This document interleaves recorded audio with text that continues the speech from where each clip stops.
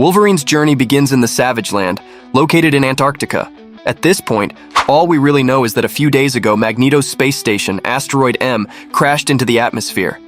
As it burned up during re-entry, Magneto took his last breath, unleashing the largest EMP in human history. Since then, the Northern Hemisphere has been plunged into darkness. Now, as we transition to the Savage Land, we witness a group of the Zebra people searching for a massive beast. Interestingly, they're accompanied by Wolverine.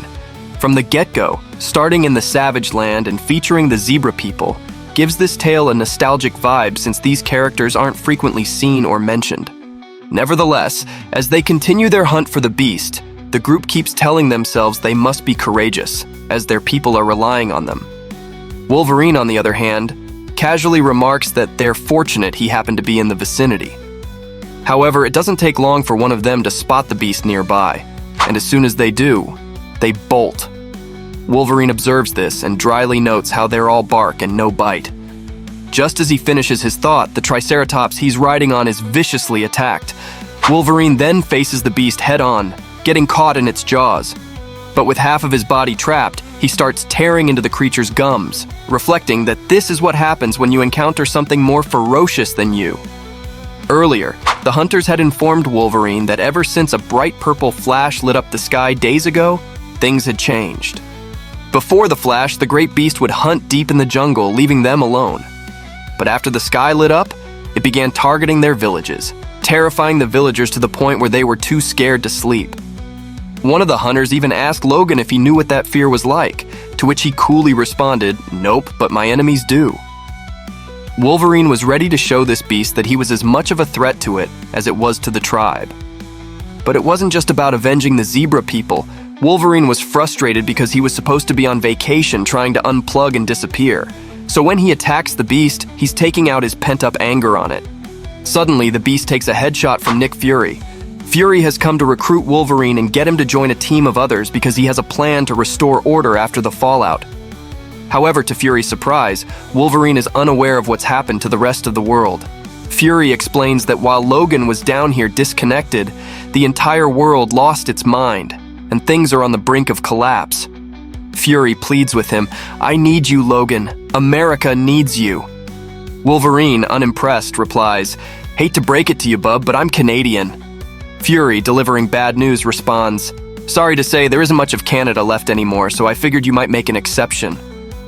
Following this, we find Wolverine aboard Fury's helicarrier, where Fury informs him and a small group that they estimate 1 million people are already dead. But he suggests they should consider themselves lucky, as Asteroid M entered at an angle and detonated above Quebec. This was disastrous for all of North America and much of Northern Europe and Asia, but likely spared a couple of billion lives in India and Southern Asia. However, the West, as they know it, likely has less than a week before it's gone for good, and those millions will quickly turn into billions. Fury continues to tell Wolverine and the others that he only survived because he was on a mission on the other side of the globe. He explains that S.H.I.E.L.D. had fully operational helicarriers when Asteroid M blew up, but now only 3 remain. Captain America, ever the optimist, suggests they should focus on helping as many people as they can. But Fury explains that the EMP was strong enough to destroy everything: phones, computers, light bulbs, trains, planes, and power plants, for thousands of miles. The only way to save people is to find a way to restore power, and that's what they intend to do. This isn't a military operation, Fury tells them. It's a heist, with their target being Tunguska Station. According to their intel, this station houses the only cold fusion seed reactor in existence. The problem is, it's not theirs. It belongs to the Brotherhood of Evil Mutants, which they believe is currently led by Mastermind. At this point, Fury admits they don't yet know how the station survived the EMP blast, but promises they'll find out soon. He informs the team that he'll be running the mission from the sky, with cover provided by Clay Quarter, Maria Hill, and Dum Dum Dugan. Captain America, along with the Winter Soldier Wolverine and a strike team, will head down to infiltrate the base. Fury asks if he can count on them, and everyone agrees, except for Wolverine, who cynically remarks, "What else are we gonna do?" Fury gives them an old-school send-off, advising them to say their prayers, make peace with God, and be ready to do their job. As they approach their destination, one of the helicarriers is suddenly shot out of the sky.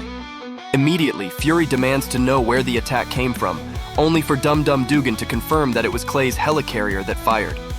Fury radios Clay, only to hear Mastermind speaking through him as Clay's helicarrier turns towards theirs. Fury urgently tells Cap and the others to jump, making their small team even smaller, with only Cap, Bucky, Wolverine, and a fraction of the strike team remaining. When they land and regroup, they realize they're not far from the station. They split up to get closer and meet on the north side. Bucky warns everyone to be careful since they don't know what they're walking into. Soon after, members of the group start getting picked off one by one. It's no mystery who's doing this, as the culprits are familiar, but the S.H.I.E.L.D. agents being quietly and swiftly eliminated causes Bucky to realize that something has gone terribly wrong. Unfortunately, he figures it out too late and is captured. Meanwhile, Captain America, surfing down a mountain on his shield, takes a moment to appreciate the landscape at the bottom, only to be blindsided and captured by carbonadium tentacles. When we return to Wolverine, he's already sniffed out the trio responsible along with the blood on each of them. Wolverine calls out to Sabretooth, telling him to step out and get it over with. Sabretooth reveals that Deadpool wanted to kill Logan from a distance, while Omega Red preferred a more up-close approach. However, their boss insisted on speaking to Logan before they shut his eyes for good. This moment harkens back to the old Deadpool, a more mercenary type who was all about getting paid rather than cracking jokes. Wolverine is taken in by the trio and blacks out, only to wake up next to Cap and Bucky with bombs implanted in their chests. Soon, Mastermind arrives to explain how he altered Omega Red's death spores to temporarily stun Wolverine's healing factor long enough to implant the bomb. Bucky quickly tells Mastermind that if this is an attempt to coerce them into helping, he's wasting his time. But Wolverine knows better. This isn't about bargaining, it's about playing with their food. Wolverine isn't surprised to see this from them, though he did expect better from Colossus, who steps in to address the heist. Colossus tells Wolverine that Logan and his team want to take the seed reactor because they believe it's the right thing to do, as if the world owes it to the West. Wolverine sarcastically asks if they put a bomb in his chest just to lure him here. Colossus responds that maybe he should let Logan go home to prepare his people for a cold winter, and bury those who don't survive, which, according to Fury, would turn millions of deaths into billions. Deadpool chimes in, mentioning that the bombs were his idea as a deterrent. He admits he hopes Wolverine doesn't leave because he'd love to push the button. They release Wolverine, Cap, and Bucky, but Wolverine decides to stay behind. He tells Colossus that either Colossus comes down to explain himself, or Logan will come up. He questions how the EMP knocked out power everywhere except here, and Colossus reveals that Unas the Untouchable sacrificed himself to protect the station. Deadpool, ever the wild card, pulls out a remote with buttons for Cap, Bucky, and Wolverine. He detonates Bucky's bomb first, and then Cap's, stating that he likes Cap more. Wolverine starts clawing into his own chest to remove his bomb, vowing to make them pay once he gets it out. As Wolverine tears himself apart, Colossus tells him that it didn't have to be this way, but someone had to lose today, and unfortunately it's the West, and Wolverine. Deadpool pushes the button, and Wolverine's insides are blown out. After they leave, planning to take the seed and restore their half of the world, Wolverine's remains begin to regenerate, bringing him back together. Now it's time for revenge. Hope you guys enjoyed this video. Leave a like and subscribe.